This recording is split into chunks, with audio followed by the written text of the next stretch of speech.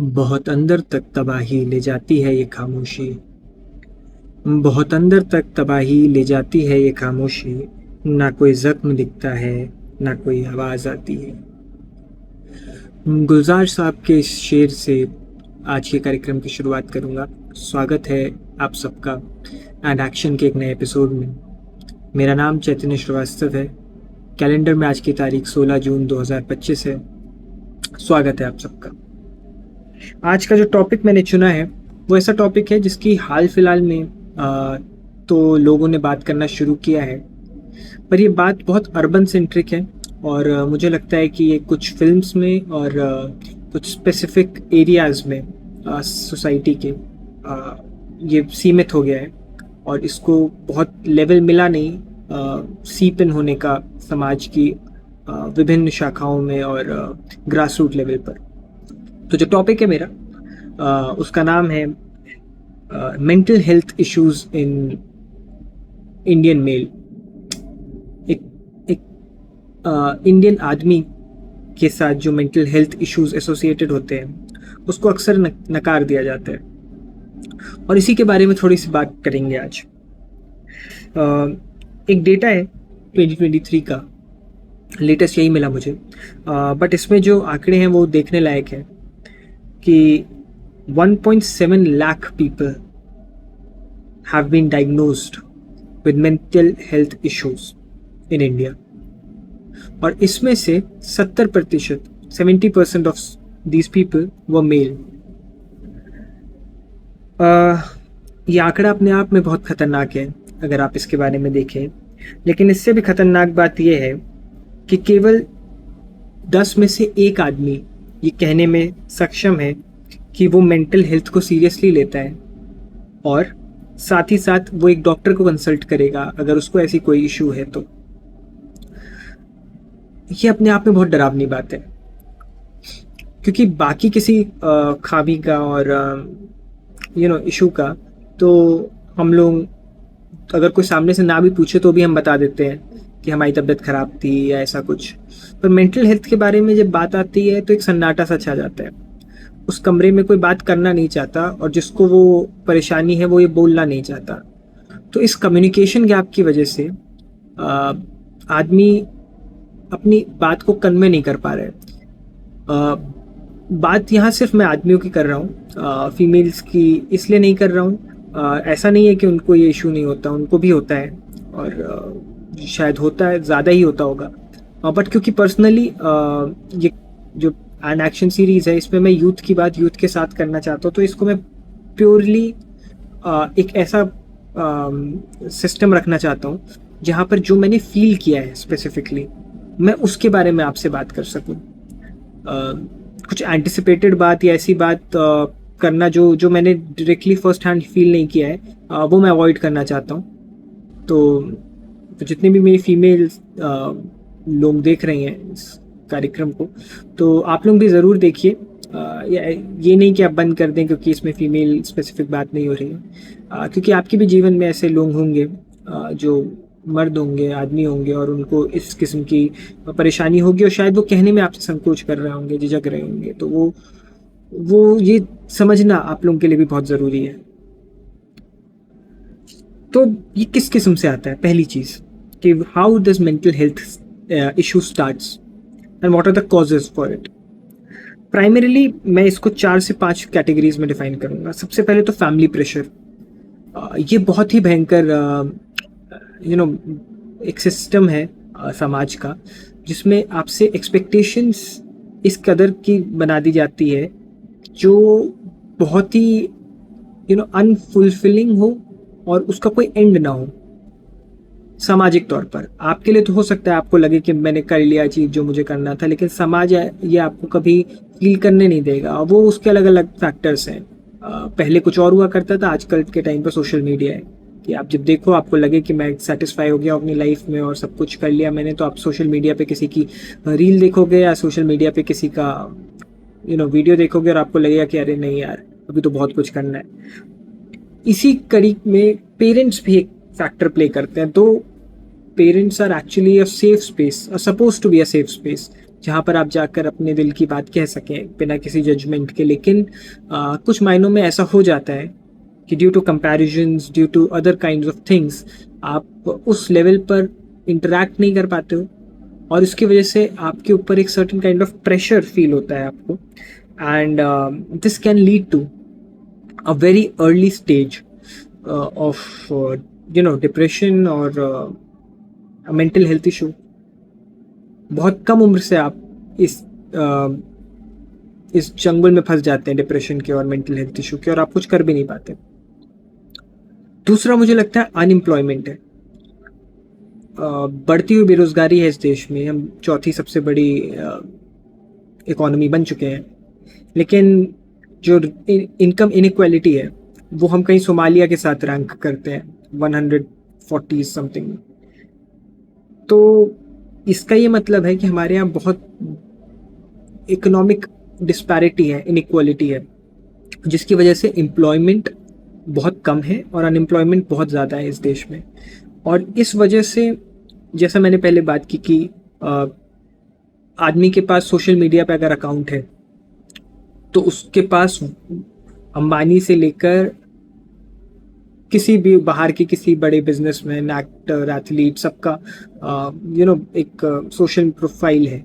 और उसको देख के वो अपने आप को सोचता है कि यार मैं क्यों नहीं कर सकता, कि लाइफ तो मेरी भी एक ही है। और इस वजह से वो दबता जाता है एक ऐसे प्रेशर में जिससे वो निकल नहीं पाता। अब आप देखिए कि किसी आदमी की दिल्ली में या गुड़गांव में जिसकी जॉब है, बहुत नॉमिनल सैलरी है उसकी, मान लीजिए 40,000 50,000 रुपीज़ सैलरी है उसकी। अब उस पर बिकॉज उसको सोसाइटल प्रेशर है, उसको ऐसा एक सोशल वो दिखाना है, एक प्रेस्टीज दिखाना है, तो उसमें वो रहता है कि मुझे एक आईफोन लेना है, और मुझे रेंट पे इतना BHK वाला घर लेना है, मुझे एक गाड़ी भी लेनी है, एक बाइक भी लेनी है, या मुझे कुछ ना कुछ ऐसी चीज़ें करनी है, मुझे वेकेशंस पे भी जाना है, स्टेकेशन करने जाना है, जो कि पॉसिबल नहीं है उसकी सैलरी में।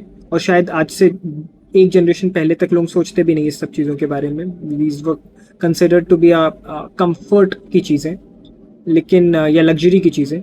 लेकिन अब वो चीज़ नॉर्मलाइज हो गई है, और वो नॉर्मल लाइफ में हर आदमी चाहता है कि मैं उसको उस टाइप की लाइफ को जीऊँ। और इस वजह से जो लोग ये कर पा रहे हैं उनको लिए तो कॉन्ग्रेचुलेशंस, लेकिन जो ये नहीं कर पा रहे हैं, दिक्कत उनके साथ आ जाती है, बिकॉज वो एक ऐसी लूप होल में फंस जाते हैं कि जिसको ना पूरा करना, और 99% चांस है कि वो पूरा नहीं कर पाएंगे।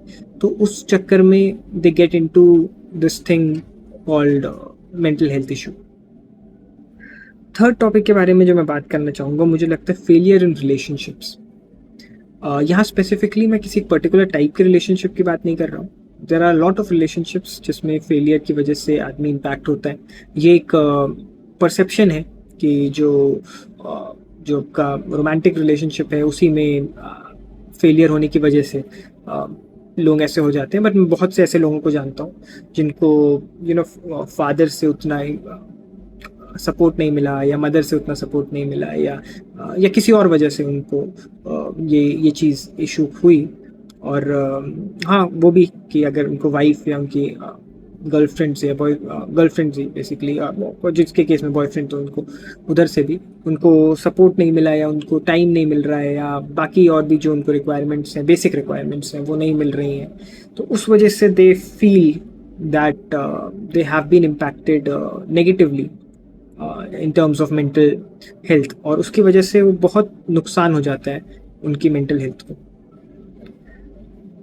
इसमें बहुत सारे इंटरनल फैक्टर्स भी हैं, जैसे आजकल जो चल रहा है नई नई टर्म सिचुएशनशिप्स एंड ऑल, ये सब चीज़ें, क्योंकि more or less specifically if I talk about the people of our generation, उसमें हैं कुछ लोग ऐसे जेनजीज जिनको बात की जाती है हम लोगों की तरफ, तो हैं इनमें कई लोग ऐसे जिन लोगों को ये कॉन्सेप्ट को, जिन्होंने ना केवल समझा है ये सब कॉन्सेप्ट्स को, बट उसको पूरी तरीके से निभा भी रहे हैं वो लोग, और उसमें वो लोग अपने आप को बेटर कर रहे हैं इस कॉन्सेप्ट को इम्प्लीमेंट करके। But there are a good number of people जिनको ये कॉन्सेप्ट एक तो समझ ही नहीं आ रहा, और बी कि ये उसको इम्प्लीमेंट करना ही नहीं चाहते अपनी लाइफ में। और इस वजह से दिक्कत ये हो जाती है कि व्हेन दे सी या when they are impacted by such things, जैसे they are involved with a certain person, और वो पर्सन उनको धोखा दे देता है, चीट कर देता है, तो दे डोंट नो कि उनको अब क्या करना है, बिकॉज सोसाइटी प्रिपेयर तो करती ही नहीं है आपको इस किस्म के फेलियर के लिए। आप ऐसे फेलियर में अपने पेरेंट्स के पास भी नहीं जा सकते, ऐसे फेलियर में आप अपने फ्रेंड्स के पास भी नहीं जा सकते। दो लोग कोशिश करते हैं फ्रेंड्स से बात करने की और लोगों से बात करने की, लेकिन लोगों को डर रहता है कि मजाक उड़ेगा या अपने दुख, ये एक इंटरनल टेंडेंसी है आदमी की खासकर, कि वो अपने खुशी तो सबके साथ बांट लेता है पर वो अपने दुख सबके साथ नहीं बांटना चाहता। तो ये एक नेगेटिव एस्पेक्ट रहता है। इसके अलावा मुझे लगता है एग्जामिनेशन स्ट्रेस, ये लोगों को लगेगा कि ये तो स्टूडेंट्स में होता है, ये अभी यूथ में या जो लोग पोस्ट स्कूल या कॉलेज लाइफ है उनको कैसे इम्पैक्ट करेगा, बट नहीं करता है। स्टूडेंट्स को तो करता ही है जो यंगर उसमें है जनरेशन में, बट बाकी लोगों को भी इम्पैक्ट करता है। इस तरीके से मैं बताता हूँ कि एग्जामिनेशन जो स्ट्रेस है, आप में से कई लोग जो हैं वो लोग कई सारे गवर्नमेंट एग्ज़ाम्स की या अगर गवर्नमेंट सेक्टर में नहीं जा रहे हैं तो प्राइवेट लेवल पे भी एग्ज़ाम ना बोल के इसको कंपटीशन वर्ड बोल देते हैं। तो वो कॉरपोरेट कंपटीशन जो हो गया, कट थ्रोट कंपटीशन प्रमोशन के लिए है या स्विचिंग के लिए है या पिवट करने के लिए है। ये चीज़ में फंसे हुए हैं लोग और उनको पता नहीं है कि इसको किस तरीके से चेंज करना है। अब क्योंकि इसको अप्रोच लोगों को आइडिया नहीं है तो इसलिए वो एक लूप में फंस जाते हैं और उनको ये समझ में नहीं आता कि अब आगे क्या करना है। एज निकलती जा रही है, बहुत सी ऐसी चीज़ें हैं जो उस कार्य की वजह से, जैसे उनका काम है, जो जॉब है या जो भी चीज़ है उसकी वजह से रुकी हुई हैं और उस वजह से they are getting into some kind of a frustration as and this frustration leads to anxiety and depression which ultimately leads to a mental health issue। ये बहुत खतरनाक चीज़ है। इसके अलावा मुझे एक पॉइंट लगता है कि चाइल्डहुड इश्यूज एंड ट्रॉमा, बचपन में कुछ ऐसा कुछ ऐसी नकारात्मक चीज़ें अगर आपके साथ हुई हो लाइफ में, या ऐसे कुछ नेगेटिव इमेजेस या नेगेटिव चीज़ें हुई हो, जैसे अब्यूज़ हो जाता है लोगों का, या डोंट क्राई सिंड्रोम जिसको मैं बोलता हूँ, बहुत ही इंपॉर्टेंट चीज़ है ये। इसके बारे में तो जितनी बात की जाए उतने कम है कि लड़कों को ये बताया जाता है कि आपको लड़कियों की तरह नहीं रोना है, अरे रो क्यों रहे हो, लड़के रोते हैं क्या। ये चीज़ बहुत खतरनाक है और इससे कहा जाता है कि आप अपने इमोशंस को सप्रेस कर लो। अगर आप थोड़ा सा गहराई में देखो तो हम इंडियंस ने सबसे पहले एक नवरस करके 9 इमोशनल फॉर्म्स में या ब्रैकेट्स में अपने इमोशंस को डाला था कि एक ह्यूमन के अंदर 9 किस्म के इमोशंस हो सकते हैं। तो इसमें हास्य रस भी है, इसमें क्रोध का भी है, इसमें रौद्र रस भी है, इसमें घृणा भी है, इसमें ऐसे कई किस्म के रस हैं। इसी कड़ी में जो गुस्से का प्रतीक है क्रोध के लिए वो भी है, या रौद्र के लिए। लेकिन हमें इसी के साथ साथ रोने का भी है। तो जो रोने वाला फैक्टर है, जिसमें उदास होता है व्यक्ति, उसको पूरी तरीके से सप्रेस करने का सिखा दिया जाता है कि आप इसको एक्सप्रेस ही मत करो। तो जब आप किसी इमोशन को, बेसिकली क्या है, वो केमिकल्स हैं जो दिमाग में निकलते हैं, बट अगर आप उसको किसी तरीके से सप्रेस कर दोगे तो वो किसी ना किसी और फॉर्म में डेवलप हो जाएंगे। तो वो और फॉर्म क्या हो सकता है, वो एंगर हो सकता है, जैसे मैंने बताया रौद्र रस, तो उधर चला जाएगा। तो जो व्यक्ति बहुत ज़्यादा सप्रेस्ड होगा, एटलीस्ट रोने के फॉर्म में, जिसको खुल के रोना नहीं आता होगा, वो बहुत ज़्यादा गुस्सा करेगा, क्योंकि उसको नहीं पता कि अपना इमोशनल कोशेंट को मैनेज कैसे करना है। ये कई मूवीज़ में भी बहुत अच्छा दिखाया है। मुझे इस समय तमाशा मूवी याद आ रही है, उसमें रणबीर कपूर का एक सीन है कि जहाँ पर वो जो दीपिका पादुकोण का कैरेक्टर है उसके साथ रो रहा होता है और बात कर रहा होता है, फिर एकदम से चिल्ला देता है उसके ऊपर, जिसको नहीं पता कि वो रोते रोते क्या हो जाएगा। तो इसमें स्प्लिट पर्सनैलिटी का भी इशू आ जाता है। फिर वो डिप्रेशन में जा सकता है ऑब्वियसली, जिसको रोना नहीं आएगा, जिसको एक्सप्रेस करना, अपनी बात कहना नहीं आएगा, वो अंदर ही अंदर घुटता रहेगा और डिप्रेशन में चला जाएगा। वो अब्यूज़ में पड़ सकता है, गलत किस्म की चीज़ों में, देयर आर वेरियस थिंग्स जिसमें वो जा सकता है। वो ड्रग्स वगैरह में इन्वॉल्व हो सकता है, वो ड्रिंकिंग की आदत उसको पड़ सकती है, उसको एडिक्शंस हो सकते हैं बहुत किस्म के, जो कि किसी भी नॉर्मल आदमी के लिए सही नहीं है, लेट अलोन कि वो मेंटल हेल्थ से पीड़ित है। अगर वो नॉर्मल भी होता तो भी ये ख़राब होता, तो मेंटल हेल्थ के बाद तो ये एक्सपोनेंशियली और ही डिग्रेड करेगी उसकी पर्सनालिटी को। अब एक चीज़ ये देखने वाली चीज़ है कि आज के समय में ये सबसे ज़्यादा कहाँ पे दिख रही है मेंटल हेल्थ इश्यूज। तो जो यूपीएससी एस्पिरेंट्स हैं, जो कोटा में स्टूडेंट्स हैं, या इनफैक्ट जो आईआईटीज़ में भी पहुंच गए हैं स्टूडेंट्स, ये वहाँ पर भी इम्पैक्ट कर रहा है। तो मतलब कोटा में कोई सुसाइड कर रहा है तो समझ में आता भी। मैं कुछ टाइम पहले एक डेटा देख रहा था कि जब मेंस का रिजल्ट आता है और जब एडवांस का रिजल्ट आता है, उस समय में कोटा में स्टूडेंट हैंगिंग रेट सबसे ज़्यादा हो जाता है, which is a very shameful thing. कि कोटा में 2 साल में आप बच्चों को क्वेश्चन सॉल्व करना तो सिखा सकते हो या सिखा देते हो, लेकिन आप ये नहीं सिखाते कि बेटा अगर वो एक दिन वो रिजल्ट में जो नंबर है वो ठीक से नहीं आया आपका, तो आप उसको बैलेंस आउट कैसे करोगे, आपको मेंटली कैसे स्ट्रांग होना है। ये बहुत ही खतरनाक चीज़ है। और मान लीजिए किसी का सही हो भी गया, अच्छा निकल भी गया रिजल्ट, और वो आईआईटी में पहुंच भी गया, तो वहाँ पर सुसाइड रेट इतना हाई है। मतलब एक स्टूडेंट का मुझे न्यूज़ में याद आ रहा है जिसमें उसने लिखा था कि I am not able to take it any more. एक आईआईटीएन ये कह रहा है कि I am not able to take it any more. This shows कि कितना प्रेशर होता है at every stage of life. और this is a very wrong thing कि आपने सिर्फ एक मास प्रोडक्शन सोसाइटी बना दी है, जिसमें आप चाहते हो कि एक सप्लाई चेन की तरफ से इनपुट आए और फिर आउटपुट में इंजीनियर निकल जाए, एक नॉर्मल बच्चा है और वो निकल जाए। बट वो 4 साल में उसकी मेंटल प्रेशर का क्या, उसके लिए आप कुछ ध्यान नहीं दे रहे हो, which is a very wrong thing. अच्छा, ये हेल्प क्यों नहीं लेते हैं लोग? अगर बात की जाए कि क्यों लोग डरते हैं हेल्प लेने से मेंटल हेल्थ के बारे में, थोड़ी सी लंबी वीडियो हो रही है बट मुझे लगता है इस टॉपिक के बारे में बात करनी चाहिए।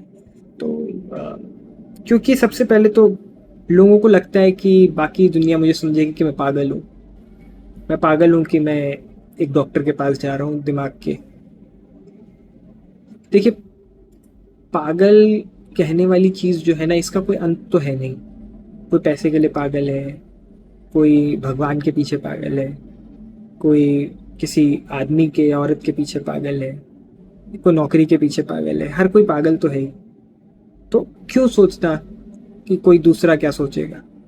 अगर आपको लग रहा है कि आपको आपके एक डॉक्टर के या एक थेरेपिस्ट को कंसल्ट कर लेने भर से आपकी एफिशिएंसी या आपका दिमागी तौर पर बर्डन जो है वो कम हो जा रहा है, तो मुझे नहीं लगता कि किसी और को क्या फ़र्क पड़ता है, इससे आपको फ़र्क पड़ना चाहिए। तो ये पहला पॉइंट। दूसरा ये कि मेरे घर वाले जो हैं वो शेमफुल महसूस करेंगे कि ये क्या है हमारे घर में, किसी को ऐसे मेंटल हेल्थ की इशू हो गई या हो गया। तो ठीक है ना, ये तो फर्स्ट जनरेशन में तो किसी न किसी को कोई ना कोई बीमारी होती है। किसी को एस्थमा हो जाता है तो क्या उसके घर वाले उसको निकाल देते हैं? किसी को बीपी की समस्या, ग्लूकोज की समस्या हो जाती है, डायबिटीज़ की, तो क्या किसी को निकाल देते हैं क्या? ऐसा थोड़ी होता है। ये भी सोचना कहीं से कहीं तक भी जायज़ नहीं है कि आपकी फैमिली क्या सोचेगी। इनफैक्ट अगर आपकी फैमिली में प्रोग्रेसिव लोग हैं, थोड़ा सपोर्टिव लोग हैं, तो they will be very happy कि एटलीस्ट आपने उनसे बात की। और नहीं है तो आपको एजुकेट करना पड़ेगा उनको। There are government helplines, there are various people जो इससे जुड़े हैं, और उनसे आपको एसोसिएट करके उन लोगों से बात करानी पड़ेगी कि इससे क्या क्या इफ़ेक्ट होता है, इससे क्या क्या इश्यूज़ होते हैं, और इसको ठीक कराना कितना आसान है और कैसे इसको ठीक कराया जा सकता है। उसके अलावा ये कि दोस्त भी मेरा मजाक उड़ाएंगे वगैरह वगैरह, जो टैबू बने हुए हैं। दोस्त तो सबके मजाक बनाते हैं, वो दोस्त क्या जो मजाक ना बनाए। बट ऐसी सिचुएशंस में मुझे लगता है कि दोस्तों से बात कर लेना इसलिए भी ज़रूरी होता है क्योंकि more or less generational gap जो पेरेंट्स के साथ है वो दोस्तों के साथ नहीं होता। तो वो लोग भी समझते हैं और काफ़ी हद तक शायद महसूस भी कर रहे हैं। तो हो सकता है कि ग्रुप थेरेपी टाइप की चीज़ हो जाए, जहाँ पर आपको लग रहा हो कि अरे यार ये मेरा दोस्त तो बड़ा इंटरेस्टिंग लगता है और इसकी लाइफ तो इतनी चिल्ड आउट है और सब कुछ है, लेकिन पता चले कि अल्टीमेटली वो भी किसी न किसी फॉर्म ऑफ मेंटल इशू से या मेंटल डिस्टर्बेंस से गुजर रहा है। और इसकी वजह से शायद आपका भी भला और उसका भी भला हो जाए, और इससे एक पॉजिटिव ऑरा भी बिल्ड होगा, एक दोस्ती और स्ट्रांग होगी, मुझे लगता है। तो दीज आर सम थिंग्स जिससे आप इस मेंटल हेल्थ के टॉपिक को थोड़ा और गहराई से समझ सकते हैं। थोड़ी लंबी वीडियो थी ये। मुझे ऐसा लगता है कि इस टॉपिक के बारे में और जितनी बात की जाए उतना कम होगा, बिकॉज बहुत ज़रूरी है इसके बारे में बात करना। आप लोगों से एक गुजारिश है कि लाइक सब्सक्राइब का तो मैं नहीं बोलूँगा, बट इस वीडियो को थोड़ा शेयर ज़रूर करिएगा। आपके लिए नॉर्मल हो सकता है, बट किसी ऐसे आदमी के लिए जो सच में जूझ रहा हो मेंटल हेल्थ इशू से, अगर उसको ये इस किस्म की वीडियो मिली और उससे उसको 1% भी मोटिवेशन या 1% भी ऐसा लगे कि मैं अकेला नहीं हूँ, तो मेरे को ऐसा लगेगा कि मेरा काम पूरा हुआ इस फील्ड में। और मैंने भी थेरेपी ली है, मैं पर्सनली बताता हूँ, मैंने भी थेरेपी ली और 3-4 सेटिंग्स में मैं बैठा। उसमें नेसेसरी होता है, लाइफ में कई ऐसी सिचुएशंस हो जाती हैं जब आपको लेनी पड़ती है। और अच्छा है अगर आप थेरेपी लो, ऐसी सब चीज़ों में इन्वॉल्व हो, तो कम से कम आपको समझ में आता है कि आप कितना कम जानते हो अपने आप के बारे में, अपने दिमाग के बारे में, अपने इमोशंस के बारे में। और उसका फिर आप यूटिलाइज़ करो, उसको बेटर तरीके से यूटिलाइज़ करो, अपने आप को बेहतर इंसान बनाओ। यही है। थैंक यू सो मच, आप लोगों ने इतना टाइम दिया अपना। और मिलते हैं नई वीडियो में। पसंद आए तो प्लीज़ ज़रूर लाइक शेयर सब्सक्राइब कीजिएगा और शेयर ज़रूर करिएगा जैसे मैंने बोला। Bye bye.